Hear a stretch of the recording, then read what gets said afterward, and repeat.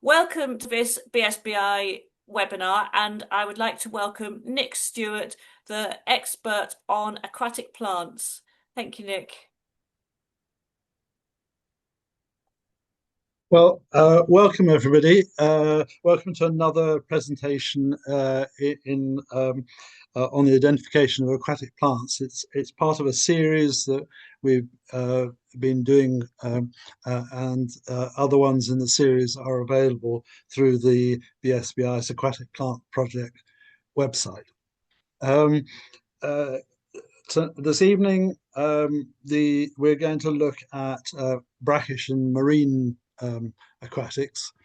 Uh, they're quite a specialist group of plants, and it thought it would be worth doing a sort of separate webinar, just bringing together all the species in one place.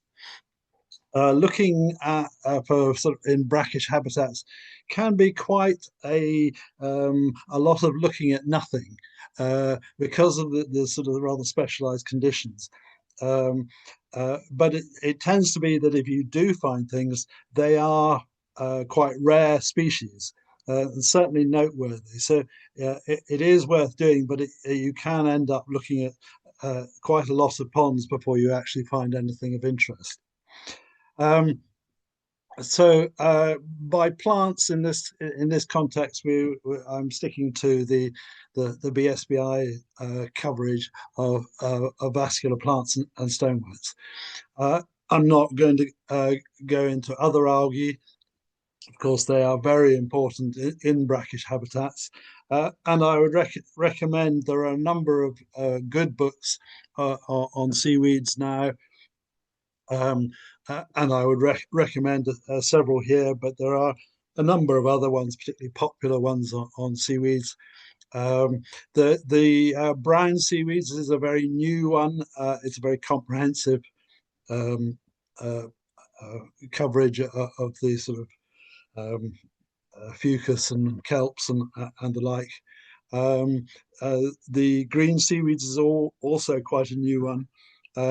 But there has been a series that the Natural History Museum have been producing over several years on various groups of seaweeds. This one's on the red algae, but there are the series of half a dozen or so. Um, and these are all extremely good books. And if you're going to get into the algal side of things, I would recommend you head in that direction. Um, uh, for for the vascular plants, probably the best book available is the Aquatic Plants of Northwest Europe. Um, Unfortunately, the Joe Caffrey's book, a lovely book on aquatic plants, doesn't tend to go into the brackish water ones. It sticks mainly to the freshwater ones. So this is probably the best book available for the vascular plants. And for the stoneworts, there's the BSBI handbook and also the freshwater algal flora of the British Isles, which covers all groups of algae, but there's a good section on stoneworts in there. And if you can afford it, the Charophytes of Europe is of course, a completely comprehensive book on the Charophytes, but it's quite expensive. But draw your attention to a nice little book on the Charophytes of the Baltic Sea, which is a much more manageable price, and it has a lot of interesting information on the ecology of the brackish water species. Now, I was going to sort of set out to roughly what the species we're going to cover. Although it was billed as brackish, I'm actually going to go because there are only three fully marine species. Well, I'll call them taxa because I'll come back to the position of Zostera angustifolia later. Um, uh, so I will include these in the coverage. Um, there's a second group of species which are sort of obligatory brackish species, um, uh, and almost required to be brackish water. Uh, 3 PSU is a sort of salinity unit. Full seawater is about 35. So 3 is quite a um, uh, lower limit. But so there are probably only about 8 species that are um, specifically restricted to brackish water. Um, but there's another group of species which are ones that are comfortable in brackish water as well as in fresh water. So they cross over between the two. And my intention is to include those two in this evening. But you can go further, and unfortunately, to sort of draw the line, I won't be including these because there are a whole lot of freshwater species that can sometimes tolerate low levels of salinity, particularly in sites very close to the sea. Um, but that is a rather open-ended, and there's actually sort of where do you draw the line? Some species can the list is probably quite a lot longer than what I've included there, but it does shows that there is a spectrum, and once you get to the lower limit, you're getting very much into much more freshwater flora. Uh, um, so I was going to stick to the ones that are obligatory brackish or marine, or the ones that are equally happy in freshwater and brackish water. That's yeah. Now I'm going to discuss these in well, 3 groups.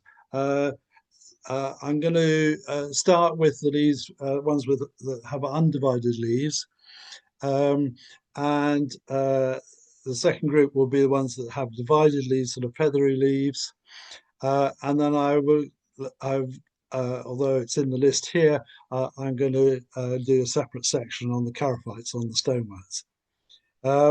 And I hope there'll be time because there are a number of ecological things I would like to discuss a bit at the end.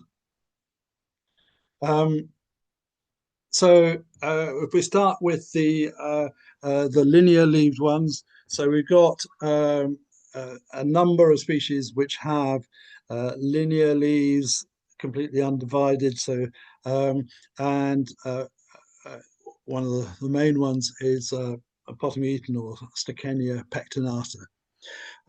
Now you can easily pick that out because unlike other Potamogetons, it has um, uh, rather than most Potamogetons will have the leaf that comes straight into the node, but in Stoeckenia, um, the bottom of the leaf is sheathing, rather like a grass, and it has the what is the stipule sticking up above, like a ligule. Um, and that sort of combination is actually going to be fairly distinctive of Stoeckenia pectinata. The other Stoeckenia filiformis is not really a brackish water species, so it doesn't really come into consideration tonight. Uh, so, but uh, so if you have this combination of a sheathing leaf base and a ligule, then it's going to be Stoeckenia pectinata. It also has quite large fruits when it's fruiting. These are all quite distinctive and very different from the fruits I'm going to talk about in a moment with the tassel weeds. So again, with alternate leaves that are single, we have the 2 species of Rupia, the tassel pondweeds, and like Potamogeton pectinatus, the base of the leaf, the lower part of the leaf is sheathing, and then there's a blade that comes off. But in this case, there isn't a ligule protruding above the leaf. That you might just get little auricles but there isn't a proper ligule. So that that will easily separate it from Stechania pectinata. But another character that's worth noting is that the tip of the leaf of Ruppia is just minutely denticulate. Whereas in Stechania, they're completely smooth and actually tapered to quite a fine point. Um, also, now there are two species of Ruppia. There's the Ruppia maritima and Ruppia serosa, and the essential differences between the two are the length of the peduncles. So in maritima, they're quite short, less than 3.5 centimeters.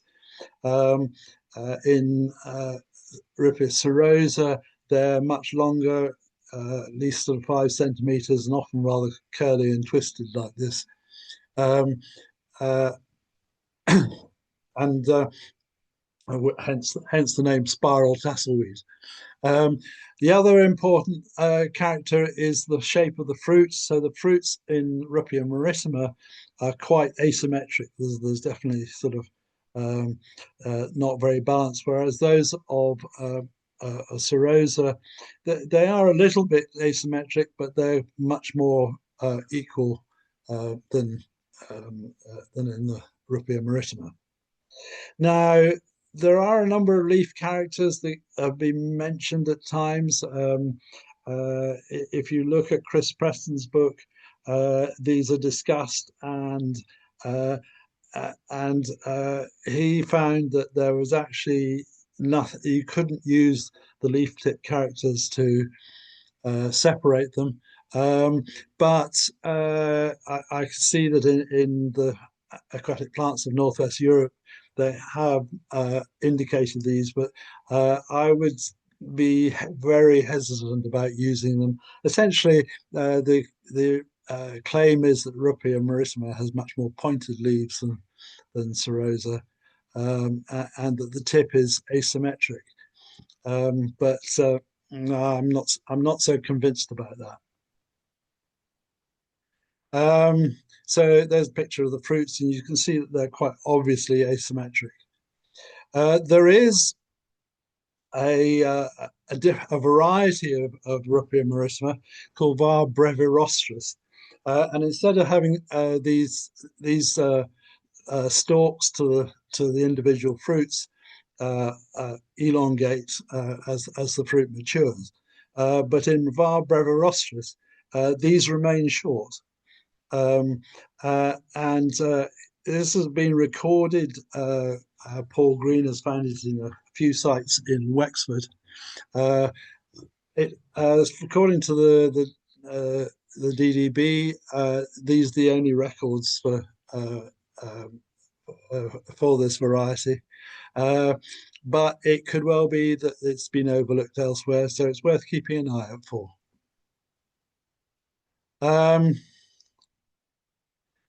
No, so those two have alternate leaves, but the other one, a very stringy one that you're going to find in brackish conditions, is the horn pondweed, Xanochellia palustris. And instead of having the leaves alternate, these have leaves in sort of irregular groups of often 2 or 3, sometimes 4. But the most distinctive thing is that it produces these very distinctive fruits. I tend to refer to them as bunches of bananas, but they're sort of crescent-shaped seeds, and they're produced at the nodes. And so it's quite a distinctive plant, but quite easy to overlook. And in fact, generally speaking, it's the fruits that you spot first and say, oh, that's in a mass of rather sort of stringy leaves. You see those fruits that they tend to be sort of slightly paler than the rest of the plant, so they tend to be quite obvious. Now, there are two varieties of Xanochalia palustris. Most people don't bother about them, but it is worth keeping an eye because we don't know very much about how distinct they are. And simply the difference is that var pedicellata has very obvious stalks to the fruits and a much longer style sticking out the top.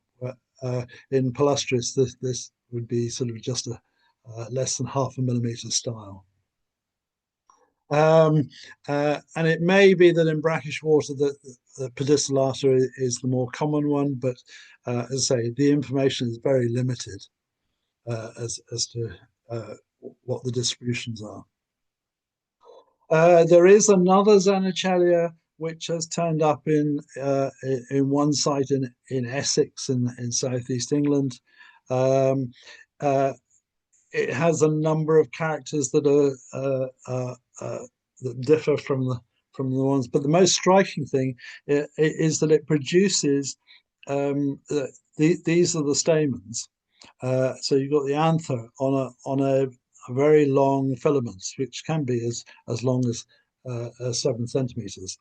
Um, so that's probably the thing that will jump out as being slightly different. But the leaves are flatter and blunter, and also the male and female flowers, rather than being mixed together as in palustris, they're on separate at separate nodes of the stem.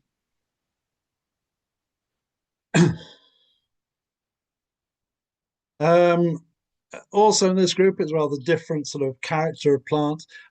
Is there's a little spike rush which occurs in brackish water, the dwarf spike rush, um, and it's forms little sort of groups or tufts or on estuarine mud. Um, uh, Now, I would recommend if anybody if looking at Eleochris, there's a lot more information on Jeremy Roberts' website, which is an excellent website on Eleochris. But um, it's a very small, I mean, compared to the normal spike rushes, which normally grow sort of uh, uh, 30 centimeters high. It's a very diminutive one, quite similar to the needle spike rush, which is very much a freshwater species. Um, these are sort of just maybe sort of up to sort of 5 centimeters tall. Um, and The thing to look out for, I don't imagine, I mean, the habitat will normally separate between the two, but I think, I suppose it is possible that you could, in fresher parts of rivers, you could get the needle spike rush. The characters to look for are the much paler fruits. It's a slightly more thicker stem, often smaller stems. It has these distinctive tubers on the rhizomes, which you don't get in the needle spike rush, acicularis. Um, and also the fruits are smooth in the dwarf spike rush and finely ribbed in the needle spike rush. But otherwise, it's not something that you're going to confuse with much else. This is the sort of habitat that it grows in. So it's below the sort of fringing reed beds. So it's out on the mud here, um, where it gets submerged by the tide on a regular basis.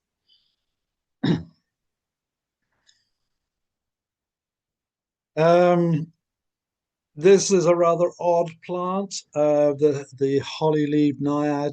Uh, it's uh, it's not in Ireland, but it does occur in a number of places. It used to be confined to the Norfolk Broads, but has started appearing in one or two other places in southeast England, uh, and seems to be slightly on the increase. Not rapidly so, but it has turned up in some new sites.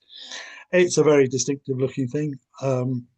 These very strongly toothed leaves, not really an awful lot in the aquatic world that you're going to confuse that with.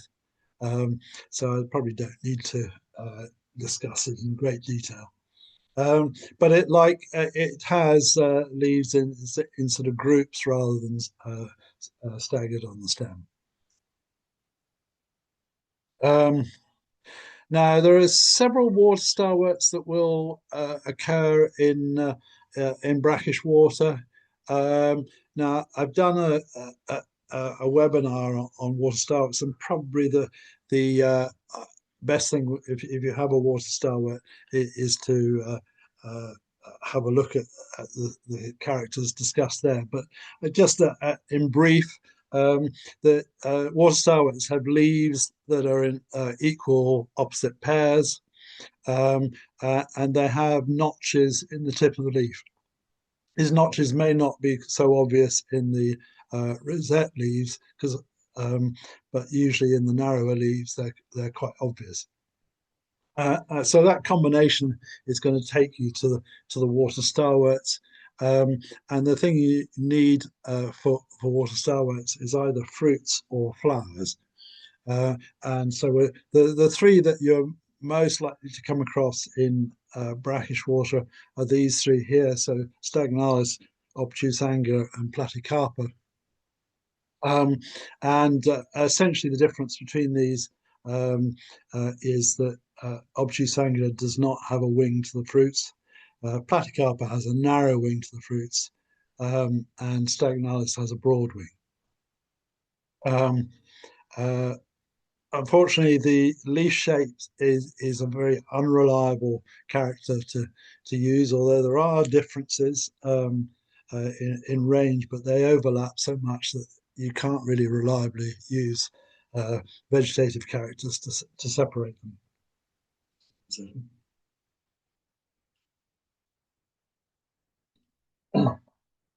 So, and possibly the most reliable character for separating those three is to look at the pollen. Of course, it's not a field character, but it's quite easy to do. You just take one of these stamens um,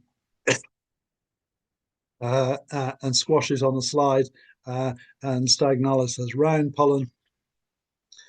Obtuse angula has oval pollen, and Platycarpa has a mixture of some that are round, some that are oblong. But the unique ones that you look out for are these rounded triangular ones, because you don't get anything like that um, in the other two species. Um, but if you need to know which species they are, that's probably the most reliable way, because sometimes deciding what the difference between a narrow wing and a broad wing can be a little bit grey. And there's some slides that actually what they look like under the microscope. Um, about times 100 is usually about the best to look at these.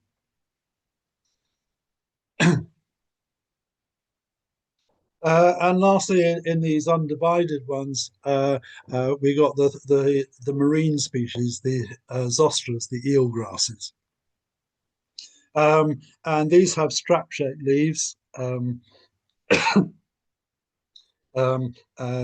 got the dwarf one, which has rather narrow strap-shaped leaves, and Zostra marina, which has much broader leaves. And these grow on mud flats and even under the permanently below the low tide mark. Um, and so a number of characters that you can use. One of the things that separates Noltii, the dwarf one, from Marina is that it produces these little flaps in amongst the flowers. These called retinaculae. And they sort of it sort of mixed in amongst the flowers, and you don't get those in the other ones. Now the situation with Zostra is a little bit unclear. Um, Noltii is distinct, and that's not a problem. And you can separate it on leaf width. It only has one vein on the leaf, has dark brown fruits, which are smooth. um, and It's a quite distinct plant. Um, Now, Angustifolia is a taxon that's been used quite often in Britain, but the feeling has been that it's just a variety of Marina. Um, but it does seem, just looking at the aquatic plants in Northwest Europe, that the situation is more complicated. Um, in that Angustifolia seems to be recognised in Northern Europe, but not in Central Europe, uh, assigned to Marina var stenophylla, so a variety of Marina. And essentially, Angustifolia is a narrower. Um, so you got Nortii, which is very narrow leaves, Angustifolia, which has intermediate leaves, and Marina, which has broader leaves. Um, Now, looking through the aquatic plants in Northwest Europe, they seem to actually distinguish between Angustifolia and var stenophylla. And so I have no idea. I have very little experience of these. So I have no idea which we do actually have in Britain, whether we just have a variety of Marina uh, or we have Angustifolia. It may be something that's worth exploring further. Um, uh, Although the general view at the moment is that all plants are Marina or variety Stenophylla. Angustifolia has been a sort of sticky taxon that has stayed there, and people have tended to record it separately, even though they're not quite sure how to place it. So if you look at the aquatic plants in North Europe, it does indicate a few difference in the fruit length between Angustifolia and var stenophylla. Um, the lateral veins in Marina, they're equally spaced, whereas the lateral veins on Angustifolia are nearer the margin. So that, there's a bigger gap between the midrib and the veins, and then it is between the veins and the outer edge of the leaf. Um, so I can't really comment as to how things, but I think it's something that's worth exploring further as to whether there is a real difference. But um, I think the current view is that it's all part of Marina. Um, so leaves divided into multiple segments. We've really got three species and the Charophytes. And these are quite easy to separate. We got the leaves world. We got the Myriophyllum and Ceratophyllum. So the water milfoil, hornwort, and we got one water buttercup, which is a specialist of brackish habitats. The ones with whorled leaves, we got Ceratophyllum, and these have forked leaves, whereas Myriophyllum, they're feather-like, sort of pinnate divisions. And there are two Ceratophyllums in Ireland and Britain, and which are demersum and submersum. And submersum is the one that's more specifically brackish water. Ceratophyllum demersum, I think, can probably extend into sort of weakly brackish habitats. but they're easy enough to separate.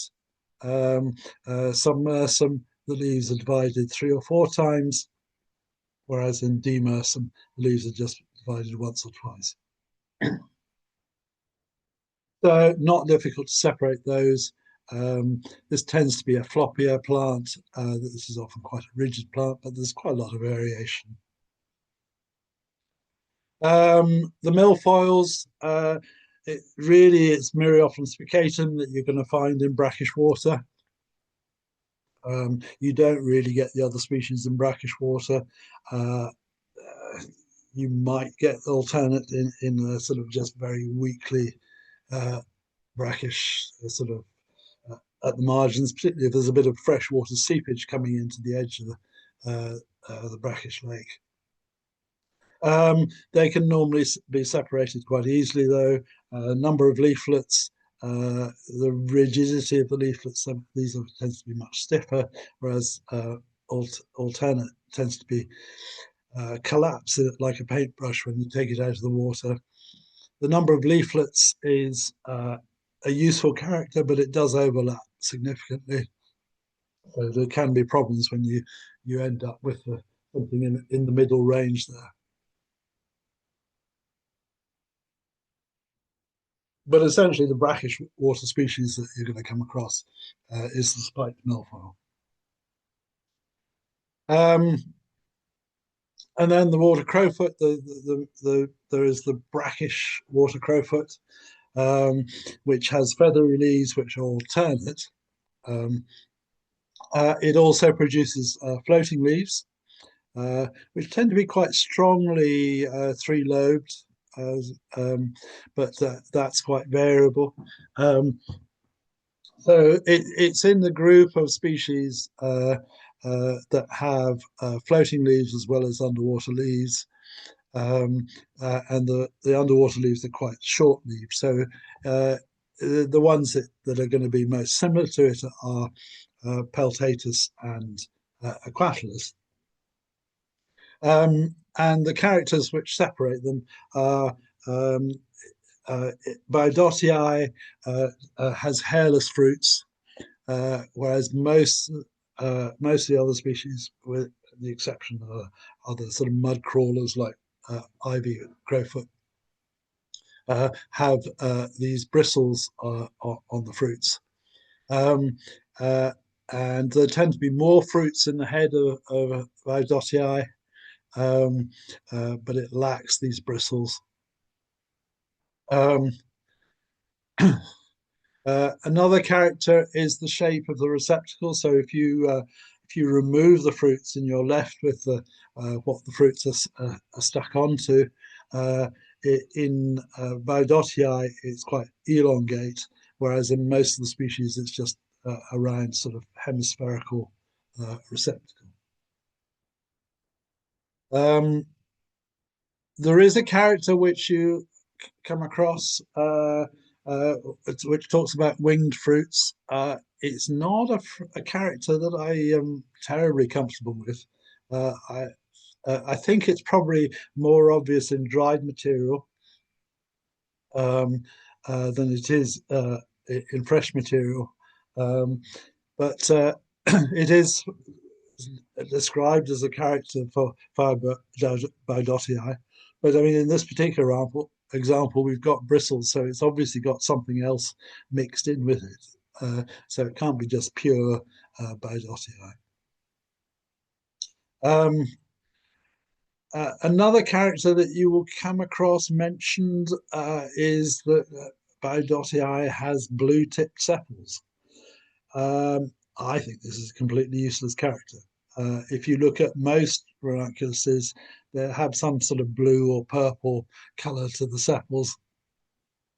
I've never been able to see what this character is, but you will find it mentioned in a number of books. But I've never been able to find it as a useful character. Um, so we now move on to the stoneworts, the Charophytes. There are 7 species that occur in brackish water, and most of them are quite rare. Um, so just a recap of the main features of stoneworts. They have regular whorls of around 8 uh, leaves. They're actually called branchlets. They have their own special term. Um, and uh, uh, often they're quite sort of undivided and look rather like horsetails. But some species have divided branchlets. They often have a distinct smell, which different people interpret in different ways, but I tend to think it's rather sort of garlicky smell. And they often encrust lime on the surface of the plants. Although in brackish water, you don't tend to get much encrustation. Um, and they have these distinctive fruiting structures. So I think we got another. This is just to say that there are some where the leaves, rather than being just sort of simple, they're forked. And those can look broadly similar to a hornwort, but of course the structure is much more simple. So in these ones with forked divisions, this would be all one cell, whereas in the stems of the hornworts are a much more complicated cell structure. Um, and they all have these distinctive fruiting structures. So this is the male. They look a bit like footballs. They're sort of circular with little sort of shields over the surface. The female have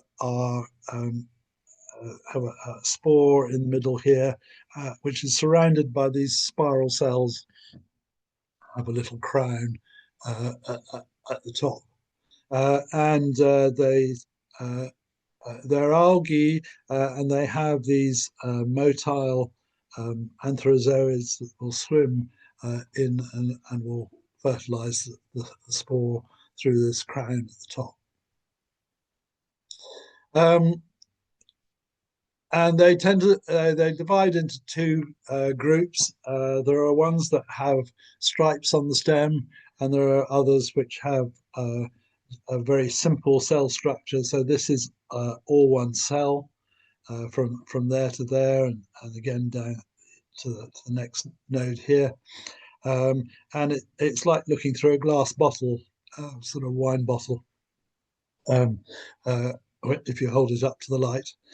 Whereas in the Caras, um, uh, there are these extra cells on the surface so there's a central cell in the Cara as well, but in the Caras they're surrounded by these extra cells which are called cortex. Um, and also very often in Caras you have spines on the stem. So, and these cells here, which are called stipuloids. Um, so separating Cara from the others is quite easy. Um, as I say, there are 7 that I would call brackish species, um, and most of these are red listed in one or both Ireland and Britain. So we got Baltica canescens and Lamprothamnium tolipella. These are the ones that are obligatory brackish, whereas Aspera, conivens, and Papillosa can be in brackish water or they can be in fresh water. But of these, probably Aspera is the only one that's at all widespread.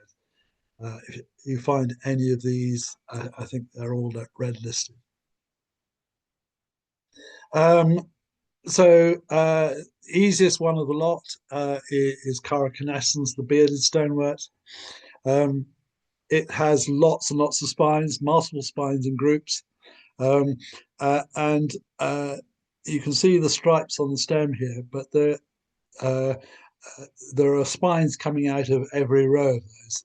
We'll come to ones where there are empty rows in between.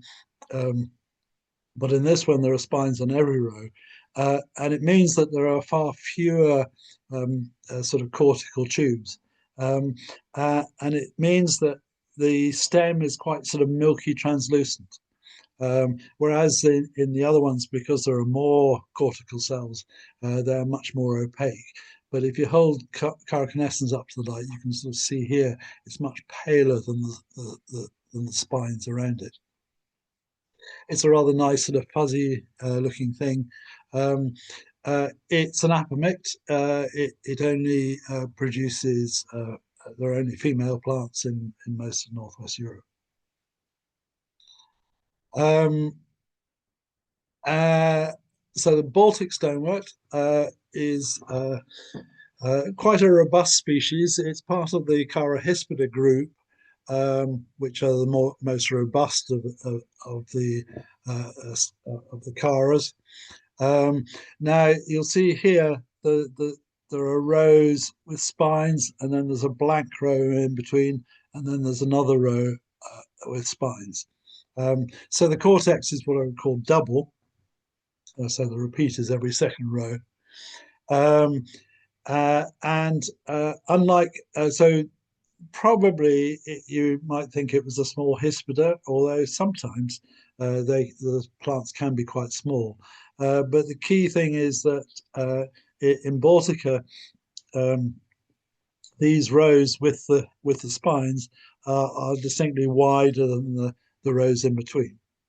There is a technical term; it's called tylocanthus. Um, uh, but another feature of Cara Baltica is the spines are quite stout and abruptly pointed, whereas in Hispida they tend to be much narrower. Um, there's quite a lot of information on some of these slides, but I'll just pick out some of the key characters. The most useful character probably separates Baltica from all the other ones in this group is that it has larger antheridia.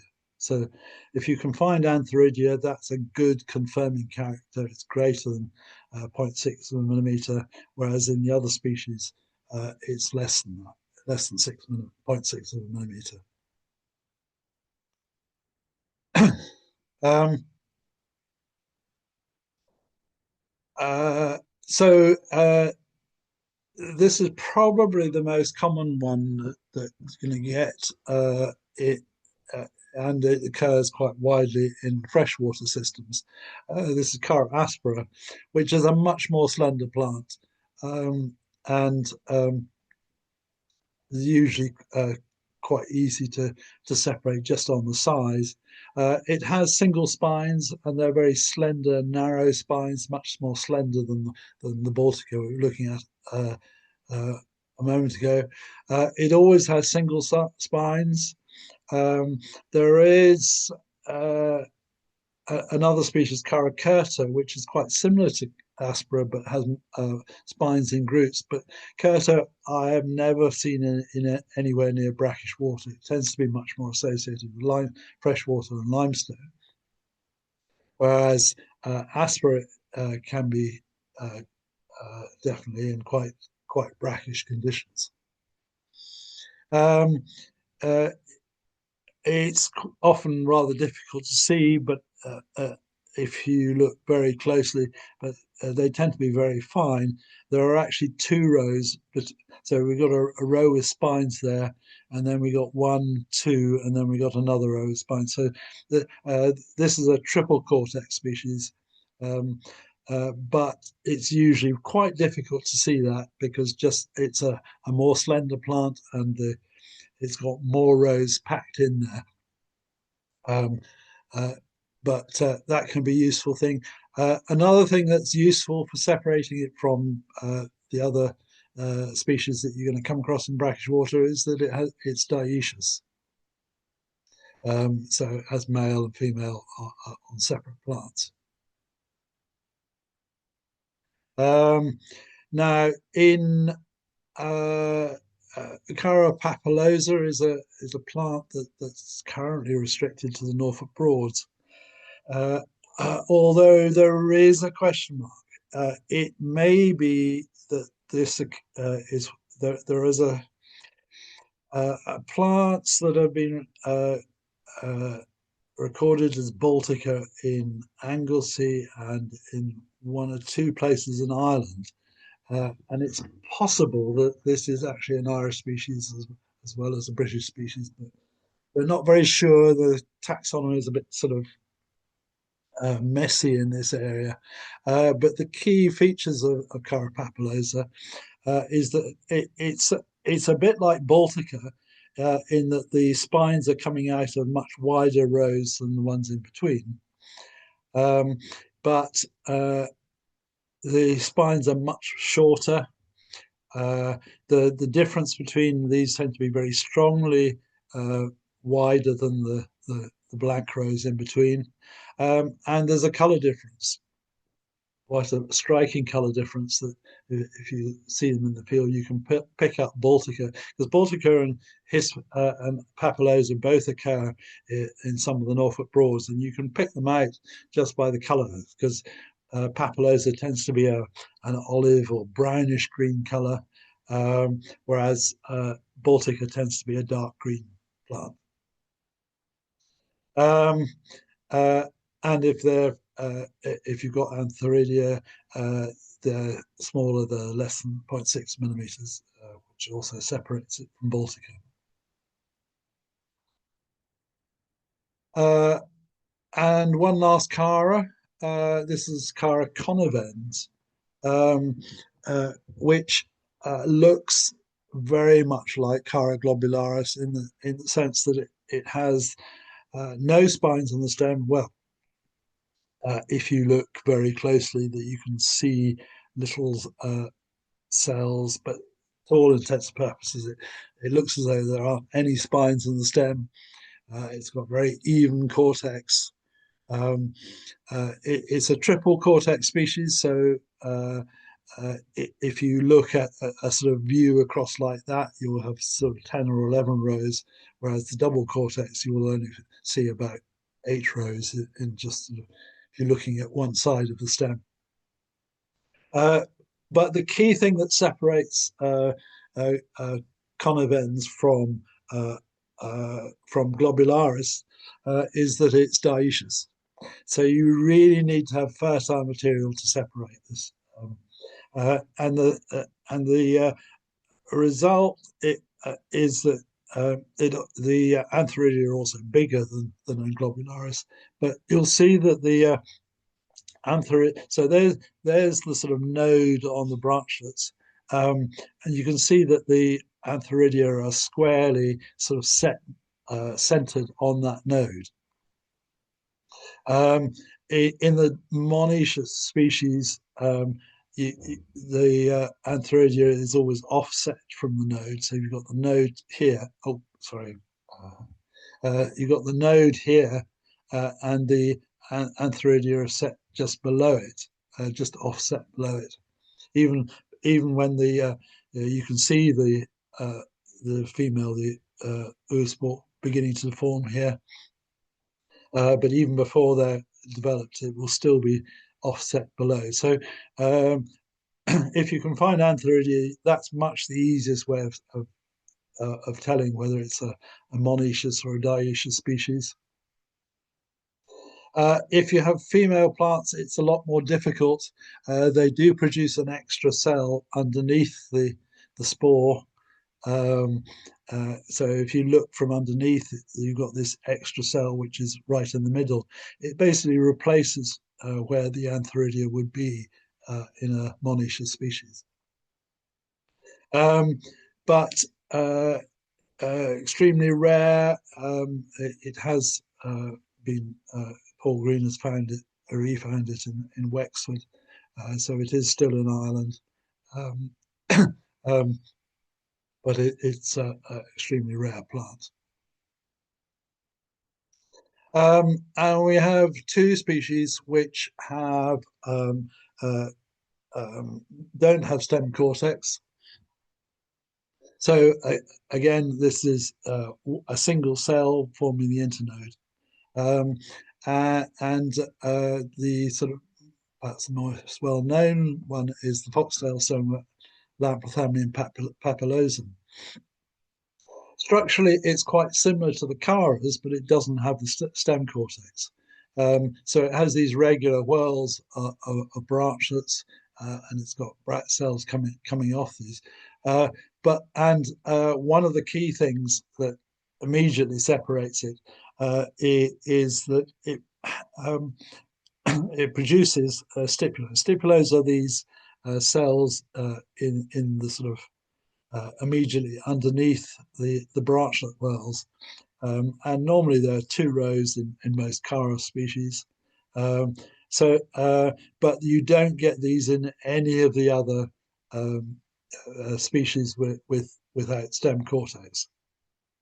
So that combination of no stem cortex and stipulates has to be Lamprophthalmium papillosum. But it's a very distinctive looking plant. It tends to form these rather bushy heads at the tips of the stem, supposed to look like a fox's brush, hence the foxtail name. Um, um, but a nice, easy one, and always a good find. It's a very rare species. This is one that is definitely, it's probably the most of the stoneworts. It's the most brackish requiring species. The other one without the stem cortex is Tulipella nidifica, the bird's nest stonewort. Um, uh, Again, extremely rare, a few sites in both Ireland and Britain. I think only one in Ireland and two or three in Britain. Um, it's most similar to Tulipella glomerata, the clustered stonewort. And like that, it has these sort of the branchlets, the fertile branchlets are sort of incurved into form these really distinct balls.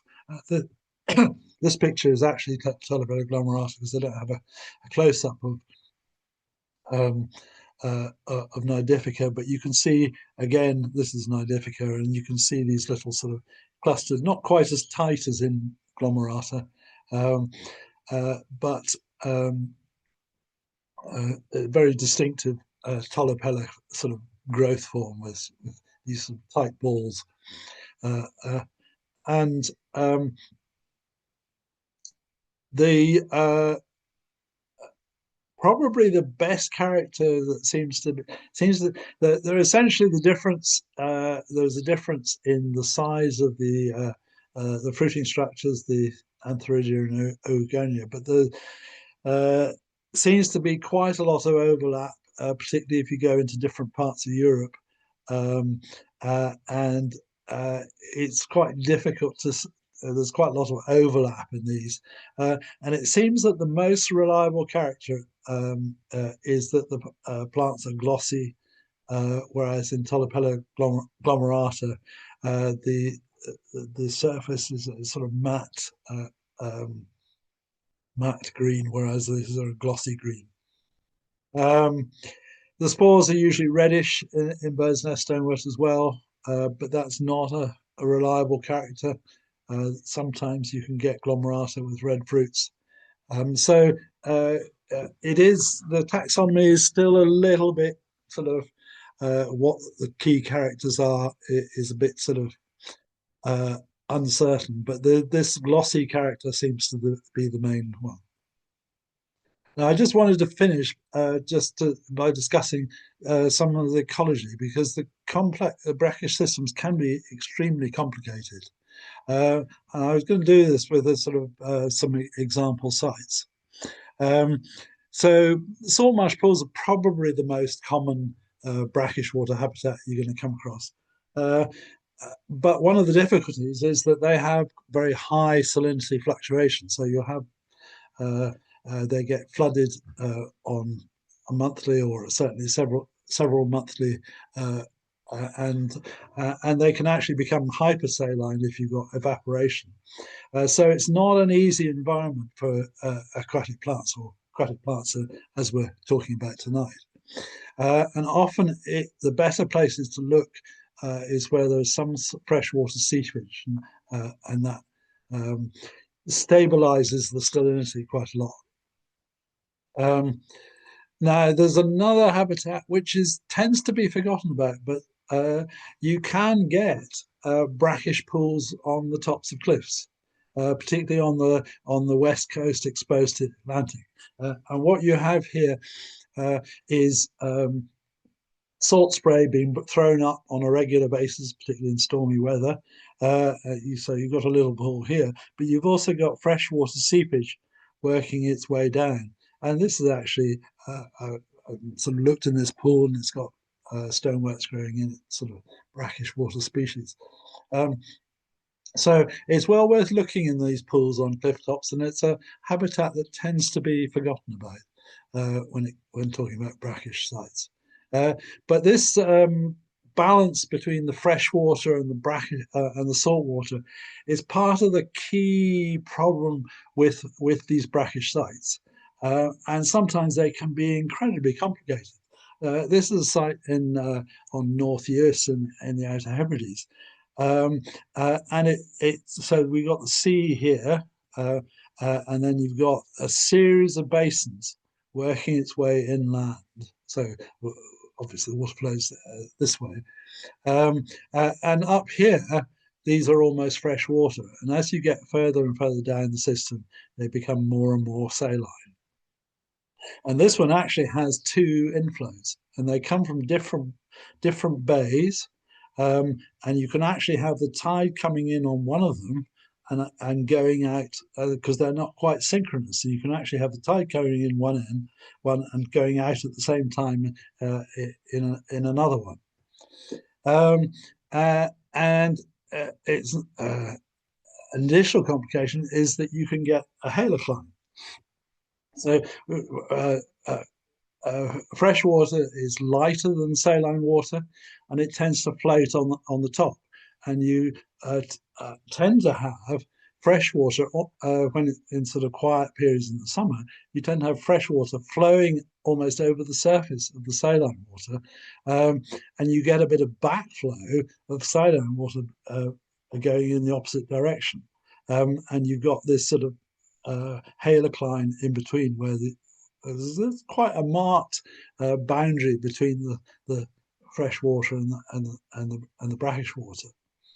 And that can actually influence if you've got something growing in the shallows, it's growing in less saline water, and below the halocline, you can actually have much higher salinities and have a completely different flora. So again, it's the complex between fresh and brackish water is quite a complicated thing.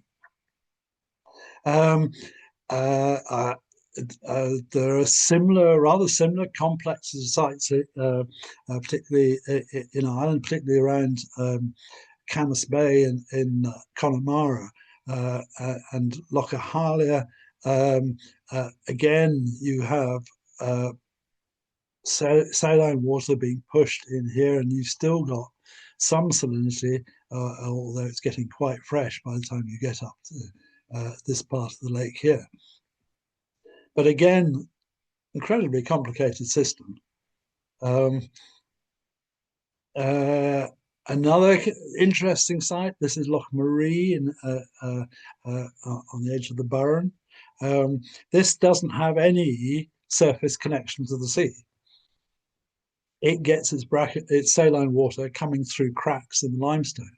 And there's still a bit of sort of tidal movement. So it's a fairly unique site, a very unusual site. And it's got a couple of brackish water stoneworts in, so it's a nice site.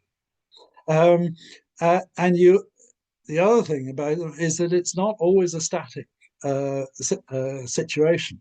So we got if you go back to the first part of the 19th century, this area here is what will eventually become the Little Sea, and it's actually at this point a sort of an inlet of the sea and fully marine. But by the time you get to the end of the 19th century, sand dunes have built up uh, across across the mouth of the inlet and have sort of blocked its way. Um, and there was a period of about 40 years when there was a good population of Caranconess, the bearded stonewort here. Um, and eventually, around about 1890 or so, the dunes completely blocked it off.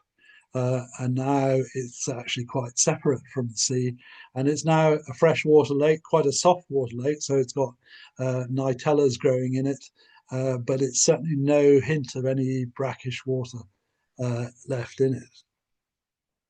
Um, another example, which is quite an interesting one, Loch Ness in Orkney. Um, now, it has, this is the connection to the sea under the Bridge of Wathen. And originally, this was a wooden bridge and there was quite a free flow of water. But round about the middle of the 19th century, they uh, changed that to part causeway and part bridge, which of course completely very much constricted the amount of seawater coming into it. And for a while, it had quite a sort of brackish water community. Had stoneworts growing in this bay here and in this bay up here. But then in the Second World War, um, they built. So this is Scarpa Flow, and there's Loch Ness up here. Um, uh, because they were worried about the German fleet getting into Scarpa Flow, they built a series of barriers across the east side. They're called the Churchill Barriers. The effect of that was that storm surges, storm water, uh, had no escape from Scarpa Flow. And from then on, there was a greater push of seawater into the Loch Ness, and it's now become more brackish, more saline than it was in the first half of the 20th century.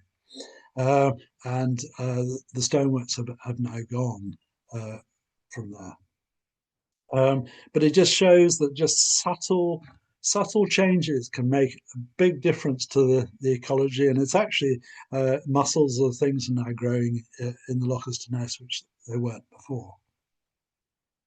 Um, another problem, as in freshwaters, nutrient enrichment is a serious problem, and it's a serious problem with Loch Ness as well. And usually, the impact of it is a large increase in the growth of algae, and that tends to swamp out the aquatic plants. So nutrient enrichment, same as in freshwater, it's a big problem in brackish water too, and in seawater for that matter. Um, it's also a problem in Ladies Island Lake. Ladies Island Lake is another interesting site. It has a shingle barrier that separates it from the sea. And uh, probably the natural thing would be that the water would build up and it would breach through the barrier at intervals. But the island in Ladies Island Lake is a major pilgrimage site. And if the water gets too high in Ladies Island Lake, it floods the causeway to the island. Um, and so that's quite a problem from a pilgrim's point of view, because they end up having to wade through water to get to the shrine on the island. So at regular intervals, they breach the barrier.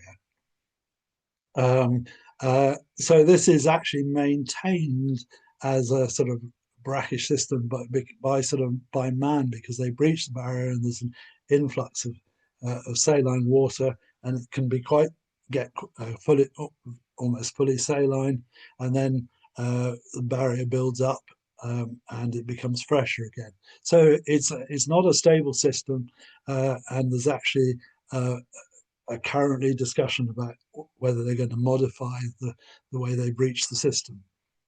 and that could substantially change the ecology of the lake. But it's also got problems with nutrient enrichment.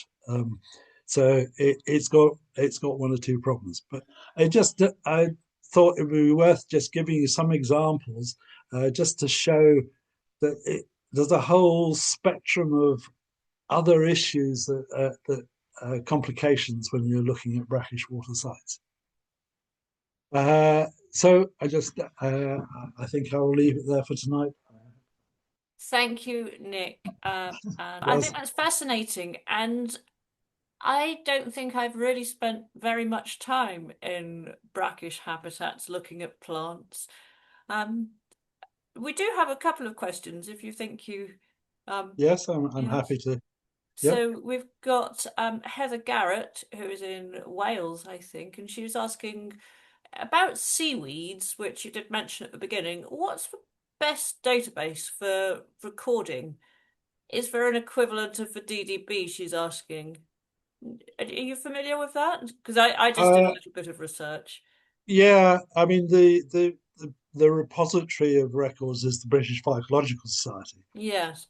um, and they are actually actively exploring at this moment. I mean, they have produced distribution maps of seaweeds, and they'd be sort of looking at red listing and the like. Um, and so they have been accumulating records, but they're actively at this moment um, looking at more interactive systems so that people can send in records in the same way that people can use the BSBI app to. Uh, um, I think at to the moment there is a big seaweed survey out, which is linked to the Natural History Museum. yeah, But you can also use iRecord, of course, if you use that, and it will find its way somehow to the right people. definitely they're definitely linking to those. And I think what they're looking for is what's the best platform for them to use, and then they will actually do quite a push to encourage people to use that. Um, so it's in a little bit of flux at the moment, but certainly the Phycological Society and the Natural History Museum are the best place. That's the London Yeah. Natural History Museum are the best places, and in Ireland it would be the National Biological NBDC Distribution Centre um, would be the repository of records. Um, Uh, yeah, so we did. Apparently, the chat is disabled, and apologies for that. Um, Julie Rose was asking for best season for brackish plants survey. Would that be fairly late in the season to try and see fruits or? it is. It tends to be a late season thing, um, especially yeah, as you say, fruits are very helpful for separating, for example, the different Ruppia species. Um, so yeah, and in fact, I have been looking at salt marsh stuff in October, even doing surveys. Um, uh, but yeah, I would think probably uh, June to June to September, or even into October, uh, and probably tending towards the later part of that would be the better season, because as you say, fruits are particularly useful for separating these. Then Amy M has got a couple of questions about Cara. If you cast your mind back, she says, are the striped or not striped stipulates a feature of the stonewort to determine Cara? Are they a field characteristic or lab only? Oh, you can see the stripes with the hands quite easily. Uh, some of the finer ones, it can be a little bit more difficult, but it essentially, if you the ones without the stripes, the without the cortex, they're like looking through a glass bottle. Whereas the ones with the stripes tend to be much more opaque. But usually you can actually see the stripes with a good lens. So definitely a field character. And she, And in fact, just to say that uh, if if you're using the BSBI handbook, one of the problems with the cars is that it talks about microscopic characters right at the beginning. And I would recommend there is on the Aquatic Plants Project website, there is a key using field characters. And I think you'll find that a lot more easier to use than the key in the BSBI handbook. So that's it. If you go down to the bottom of the Aquatic Plants Project website, you'll find that there's a group of keys that are available for all sorts of groups of aquatic plants. and I will just pop that into the chat, that link to that page. Amy also asked about the rows for spines on Cara. Are they vertical or horizontal? She thought they were between each whirl of branches, but are they actually vertical? The cortical lines run vertical, so they um, um, yeah, so they're a bit like a horsetail in that they've got stripes on the stem and they run up and down the stem. And the spines come out from those rows, um, and they actually tend to be inclined towards the middle of the internode. So at the top of the internode, they tend to point slightly downwards, and at the bottom of the internode, they tend to point upwards. Does that answer that question? But essentially, yeah, the stripes are vertical on the stem. I've just put another link in the chat because I just looked at the BSBI website, the Aquatic Plant Project page, which it's all been totally revamped recently, but there's a link to a whole a whole page on charophyte identification, so that's worth having a look. Um, Last question, Nick, from Okay. Heather again, and she said there doesn't seem to be any obvious physical adaptations to the brackish conditions, but have you any thoughts on why these species can tolerate slightly saline conditions? Um, uh, I don't really understand the chemistry that goes on, but one of the difficulties um, uh, for species is that it affect. I mean, they use osmosis to particularly, of course, the charophytes because they're absorbing through the surface of the cells, and they use osmosis to bring stuff through the cell walls. Um, and if you've got a brackish system, then it's more saline outside than it is. There's more salts outside, so the tendency is for the movement of things out of the plant. So it's quite complicated as to how they get around that. And I can't say that I really understand how exactly it works. Um, uh, but that is the main battle for species growing in saline conditions is the balance between the sort of water moving inside the plant and that outside. Mm. Thank you. So I think that's about that really. Thank you as ever to NPWS who fund this series of webinars, and thank you to everybody who for coming, and thank you for Nick.